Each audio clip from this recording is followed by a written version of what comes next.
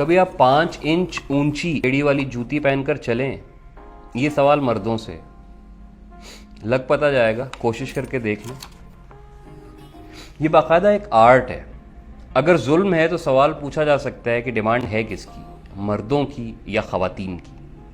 तारीखी तौर पे देखें तो ऐसे जूते 500-600 बरस पहले तक मालूम तारीख में मर्द भी पहनते थे। वो मर्द जो हाई क्लास स्टेटस वाले होते थे।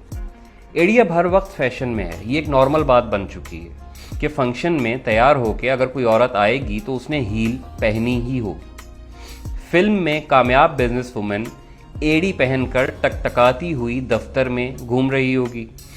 जहाज में एयर होस्टेस ने पहनी होगी और मॉडल बेचारी तो वैसे ही पहनने पर मजबूर है।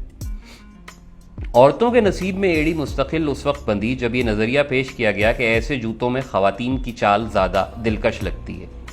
साइंसी तौर पर जमा तफरीक की गई और कहा गया कि कमर का घुमाव और बाकी कुछ ऐसे मामलात जो मर्दों को पसंद आते हैं, वो सब वजूहात देकर इस चीज़ को साबित किया गया कि साइंटिफिकली भी एड़ी जो है वो अहमियत की हामिल है। तो इसका मतलब ये है कि नौकरी में ऊंची एड़ी पहनना कमर्शियल ज़रूरत है, लेकिन पर्सनल चॉइस से पहनी जाए तो क्या औरत खुद को मर्द के लिए पसंदीदा तरीन बनाना चाह रही है? और नौकरी वाली कमर्शियल ज़रूरत भी मर्द के माशरती जोर ने ही पैदा की है।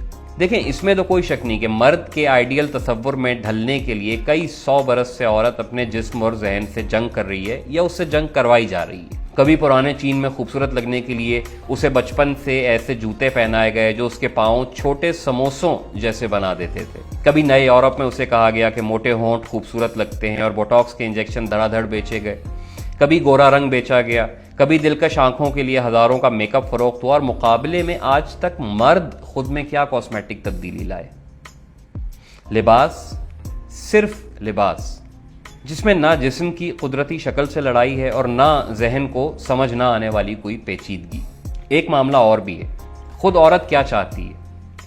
चंद मुस्तस्नियात समेत कद छोटा है तो हाइट के चक्कर में एड़ी पहनी जाएगी, उम्र बढ़ रही है तो पुरएतमाद नजर आने के लिए पहनी जाएगी, और अगर साड़ी या लहंगे जैसा कोई लिबास पहन लिया तो फॉल अच्छी बन जाने के लालच में ऊंचा जूता पहना जाएगा। उसके पास बतौर ऑप्शन ये तरीका मौजूद है, लेकिन ये सहूलत उस वक्त और बाद में कितनी ज़्यादा नुकसानदेह हो सकती है, क्या ये आइडिया उसे नहीं है?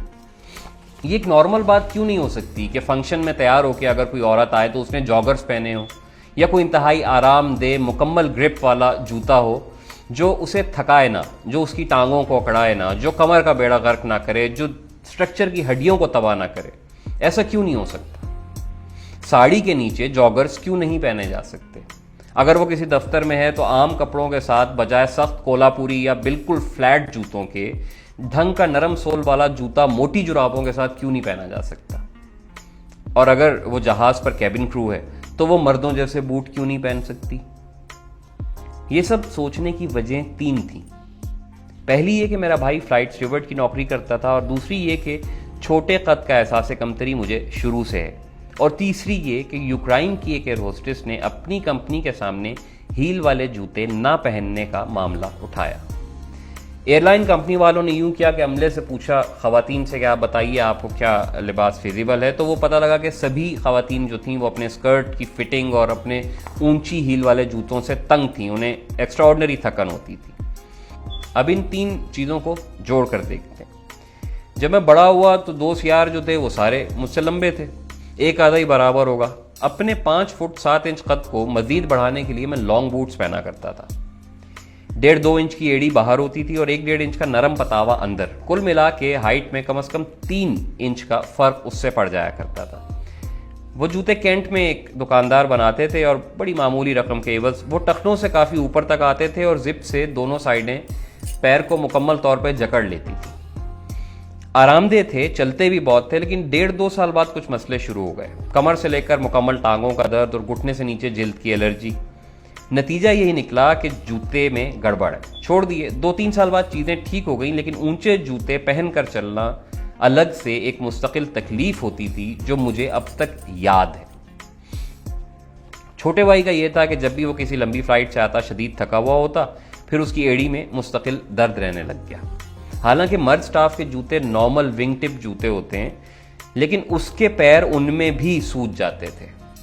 जवान ने ढूंढ ढांड के इंतहाई महंगे नरम सोल वाले स्याह जूते खरीदे, तब जाके थोड़ा आराम आया। लेकिन वो औरत क्या करे जिसकी नौकरी बल्कि जिंदगी का हिस्सा हाई हील को बना दिया गया है। वो जिस कंपनी की मैंने बात बताई उसने तो खवातीन मुलाजमों की मजबूरी समझ ली। ट्राउजर और आरामदेह जूते अब उन खवातीन एयर होस्टेसों की यूनिफॉर्म का हिस्सा हैं, लेकिन हम लोग खुद कब समझेंगे। शौक से कोई खातून पहनना चाहती हैं, सौ बिस्मिल्लाह, उस पर तो ये पूरी तहरीर ना लिखी गई है ना किसी को एतराज़ है। एतराज़ है तो उस इंडस्ट्री पर जिसने औरत को बराबर खड़ा तो कर लिया मगर 6 इंच की हील पहना के, मसाम बंद कर देने वाला मेकअप एक अहम ज़रूरत बना के, सख्त नुकसानदेह नायलॉन के मलबूसात को एक नॉर्मल चीज़ बना के। 36 चीज़ें और शामिल कर सकते हैं, लेकिन सिर्फ इतना बताएं कि मर्द ने पिछले 2000 सालों में आज तक ऐसी कौन सी चीज़ कबूल की है। थोड़ा मज़ीद पर्सनल हो जाए, मेरी शक्ल में और 40,000 साल पुराने मर्द की शक्ल में क्या फ़र्क है। सोचें, अपनी ज़िंदगियां आसान बनाएं।